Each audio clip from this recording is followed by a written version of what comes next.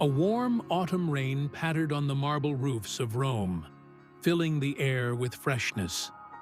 Julius Caesar, tired after a long day in the Senate, stood at the high window of his villa, watching the drops draw patterns on the glass. A fire crackled in the hearth behind him, casting soft shadows on the walls. The slaves had already lit scented candles with incense, and a light smoke hung in the air, calming the mind. Caesar stretched, feeling the tension slowly drain from his shoulders. That evening, he did not think about conspiracies, did not calculate the moves in the political game. Instead, he recalled the distant days from childhood, when he sat with his father in the same rain, listening to him read Greek poems. Back then, the world seemed simpler, and the rain was not a hindrance, but a cozy blanket under which you can dream. He walked over to a couch covered with soft wool blankets and lay down with his eyes closed. Outside the window, the rain began to sing its lullaby, whispering about forgotten battles, about distant seas, about quiet gardens outside the city walls. And although new speeches, new decisions, and new roads awaited him tomorrow, for now Julius Caesar allowed himself to just relax. Under the steady patter of the rain, his breathing became deeper, his thoughts quieter, and sleep closer.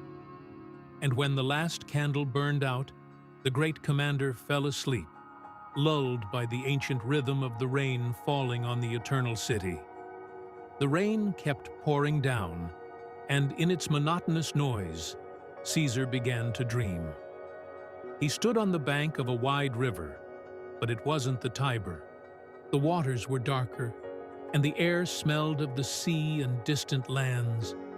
A bridge stretched out in front of him, ancient and majestic, as if built by the gods themselves. And then he realized that this was the river Styx, the boundary between the world of the living and the realm of shadows. But the strange thing is, instead of Charon transporting souls, his old friend Gnaeus Pompeius the Great was waiting for him on the other shore. He stood in a simple white toga, without armor, without a sword, and smiled as if there had never been a war between them.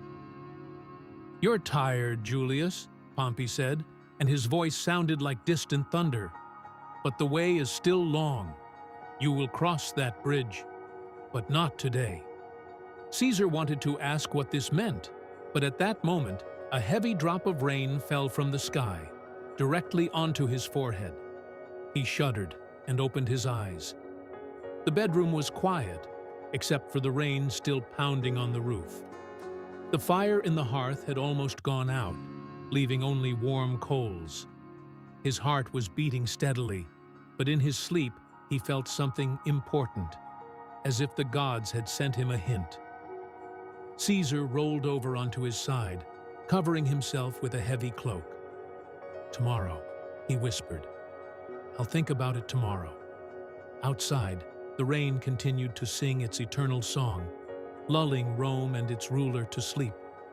When the first rays of the sun broke through the dispersing clouds, Caesar was awakened by the cries of seagulls over the Tiber. The rain had stopped, leaving behind clear air, and puddles sparkling like a polished silver goblet. He got up from the couch, stretched, and went to the window. Rome was waking up. Merchants were already scurrying through the streets. Slaves were filling fountains with fresh water, and somewhere in the distance, the rhythmic footsteps of legionnaires relieving the night guard could be heard. But a strange feeling did not leave him. A dream about Pompeii, about the river, about the bridge. Was it just the fruit of a tired mind, or an omen? "Sir?" His secretary was standing in the doorway, holding scrolls with the morning reports in his hands. "The Senate is meeting today, and Mark Antony asked me to tell you that he needs to talk to you alone." Caesar nodded. "Let him wait. I want to take a walk first." He went out into the courtyard, where the marble slabs still glistened from the rain. The gardener was already picking fallen leaves, and carp were splashing in the pond, as if enjoying the freshness after a long day of bad weather. And then he saw it. A small crack in the statue of Jupiter, at the very base. Drop by drop, the rain was sharpening the stone, imperceptibly but inexorably. Caesar thought about it. The water sharpens the stone. Words, whispers, even the quietest ones, can destroy more than a sword. He took a deep breath, feeling the last remnants of sleep leave him. "Call Anthony," he said at last, "and tell the Senate that I'll be there in an hour."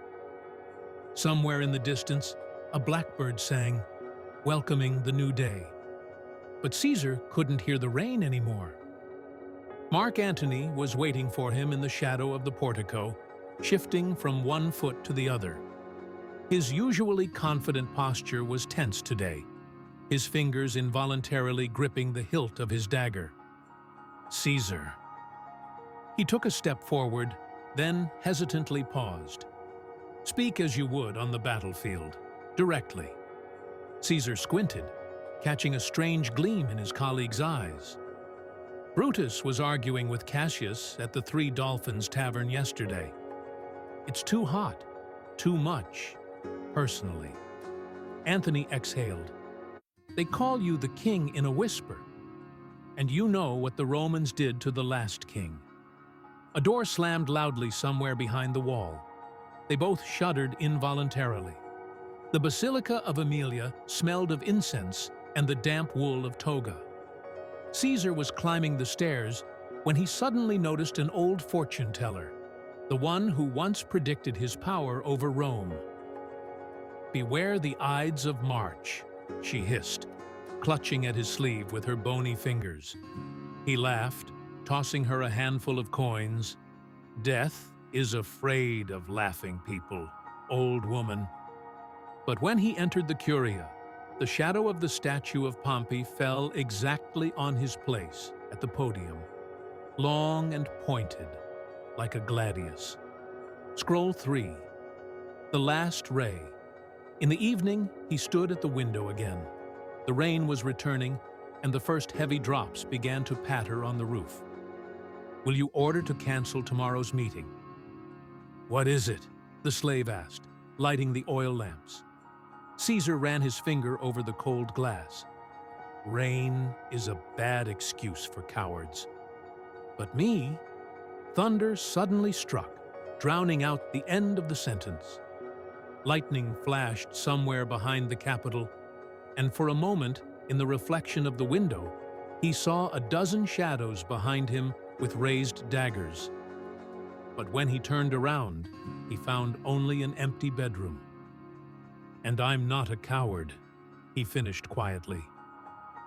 The Ides of March awaited him at dawn. The morning greeted him with a cold wind howling between the columns of the Forum. The rain had stopped, but the sky remained leaden, as if wrapped in a veil of mourning. "Master, toga." The slave held out a purple cloth, but Caesar waved it away. "Today, without royal regalia, let them see I'm just a Roman." Anthony was waiting for him on the steps of the Curia, pale and with dry lips. Decimus Brutus suggested. Postponing the meeting, he muttered, avoiding his gaze. "He says the augurs saw bad omens." Caesar chuckled. "Have you come to believe in bird offal, old wolf?" But when he took a step forward, Anthony suddenly grabbed his wrist. There was something strange in his eyes, almost a plea. "At least read this." He thrust a crumpled scroll into Caesar's hand. Unfolding the parchment, Caesar saw the list. Brutus, Cassius, Helmut, Trebonius, Decimus, Cinna, and the caption at the bottom, "Save Rome."